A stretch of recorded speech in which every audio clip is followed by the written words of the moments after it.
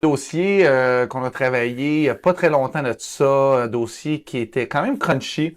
C'est un client qui a eu une histoire de faillite, mais c'est pas juste l'histoire de la faillite qui était un problème, parce que comme vous savez, l'histoire de faillite, on est habitué, on en fait à longueur de journée, mais c'était l'ensemble du dossier. Le client, c'est quelqu'un qui avait déjà remis une auto dans le passé, qui était propriétaire de deux autos, il en avait gardé une, l'autre qui avait été remis à la banque pour des questions de ratio d'endettement. Et lorsqu'il était temps de faire faillite, il a décidé de ne pas remettre l'auto. Pourquoi?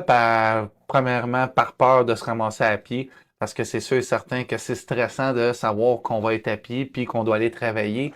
Il faut aller porter aussi les enfants à l'école. C'est des choses qui vont nous passer par la tête puis qui vont faire dans certains cas qu'on ne voudra pas remettre l'auto. Puis aussi parce que le syndic, lui, il va dire ah, mais tu as le droit de garder ton auto, anyway, c'est un bien essentiel.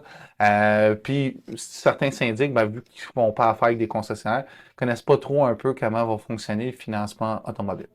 Dans ce cas-là aussi, c'est que le client était déjà en retard avant de faire faillite et quand il y a eu son histoire de syndic, les retards ont continué à s'empiler et quelques mois après, 7 mois après, l'auto a été remis.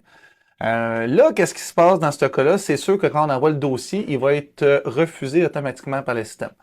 Nous autres, qu'est-ce qu'on a pu voir? C'est vu qu'il n'y avait pas trop d'espace entre la faillite, le dépôt de la faillite et la reprise de l'auto, ben, on a joué sur le fait que l'auto était déjà en retard pour aller chercher notre approbation directement en crédit spécialisé avec un taux super intéressant.